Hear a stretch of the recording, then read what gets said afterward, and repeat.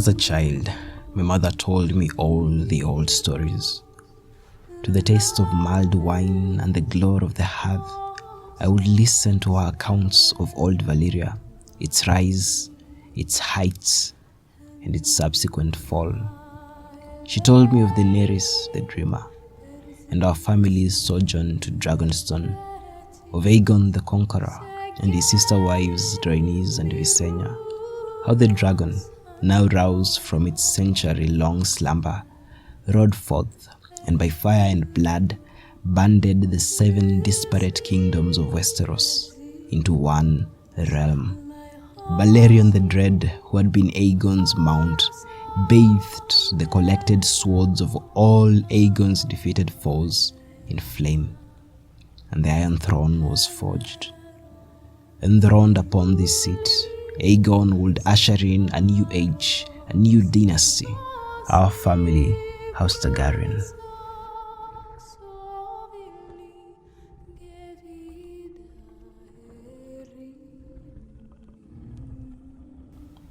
These were childhood's tales, when my mother, the Queen Alysanne, sought to impress upon me the weight of my birthright.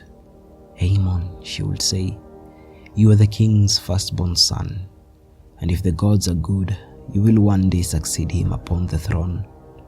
Take heed of the lessons ingrained in our past. Since then, I have studied our histories closer. First with the maesters of the citadel who are appointed as my tutors, then on my own, seeking the many histories of our house dating back to the days of the freehold. Of all this, I find myself fascinated by the singular event that is the Iron Throne's forging. Dating back to the age of heroes, thrones have been held in high regard. In those days, there were nothing more than simple chairs. By right, only those in positions of power could grace these seats. Elders, priests, clan chiefs, kings. Then mankind's craftsmanship and skill grew, and chairs became commonplace. So those whose prerogative it was to rule sought more elaborate seats. I am told that in the Far East, in the Golden Empire of ET, the thrones could often be made of rare gems, gold filigrees carved into the shapes of basilisks and lions, embellished with jade and other rare gems. Thrones personify the right of rule. They convey the authority of one before whom men would cower, a symbol acknowledged universally.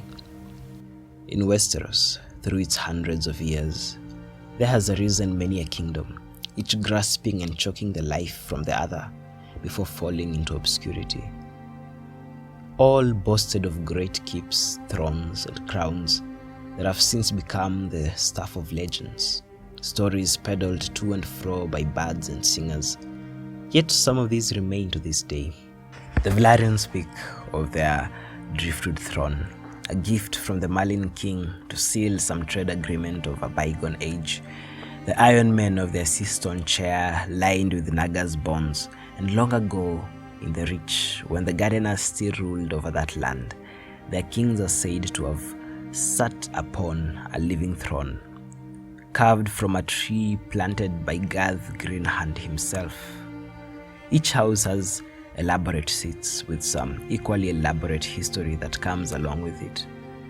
Apart from the ingrained pride in one's blood and pedigree that these remnants display, there is another discernible pattern in them. Each throne has a theme to it, whether it be opulence, the life and vitality of the oaken seat, the bones of the season chair, or the weirwood carved throne of House Arryn. Each speak of the tenets held within that land, values that the people hold dear, or things their king seeks to impress upon them. What then does the Iron Throne reveal about my family's dynasty? What does it show about our realm at large? Iron blades forged from the arms of Aegon's defeated foes, blasted by dragonfire, forged into a seat of blades. There are barbs along the back, ribbons of twisted steel, jagged ends of swords and knives all tangled up and melted. There is a savagery to it all, a throne that seeks to intimidate, one that cannot be claimed lightly, for there is no comfort to be found in it. This realm was forged in fire and blood. By its very substance, the throne displays the spoils of this war to every lord who may stand before it. It shows the might of our house and extols any with rebellion seeding in their hearts to reconsider the consequences of any such folly. After all, where did Harren the Black's defiance lead him? Do you remember the field of fire? This is the seat of judgment. Daily, lords and ladies gather before their kings, presenting their woes, their disgruntlements, and petition him for justice. Seated upon it, the king dispenses rulings that shape the lay of the land and the lives of all in the realm. He holds court here. When foreign dignitaries from Essos and yonder pay him call, he receives them here, and the throne stands as a symbol of greeting from the realm at large. In many ways, it is Westeros personified. When one sits upon the Iron Throne, they cannot recline. As the crown presses upon them, they are forced to sit up straight, nested within these blades, so that they can be reminded of their duty to the realm. It is a strange thing that I have only recently learned. Aegon's Song of Ice and Fire, a herald of danger from beyond the wall that might sweep away the world if Westeros does not hold. The discomfort is a constant reminder that we must stand vigilant, starting with the king himself. As with all impressive things, myths and legends have sprung forth about the Iron Throne. Some of these beliefs have become so pervasive that even I have believed them sometimes. Our thing is sin, the symbols and emotions it evokes. These are things that any player of the Game of Thrones must hold into account. And I, as next in line, must learn this. The small folk believe that should the throne cut one who sits upon it, that this would-be ruler has been rejected by it. It's beyond ridiculous to believe that the throne would have any such say in the character of one who would claim it. Yet, so many give this credence that it's something that I must bear in mind. Perhaps it's the fact that Maego the Cruel was found impaled upon the Iron Throne's twisted blades. Well, it's the mystery of public perception. Westeros is, in and of itself, a hard land. Father has done much to bring change and development, but we have such a long way to go. His roads have opened up new trade routes further afield, and travel is far easier now. Slowly, we are binding the kingdoms into one.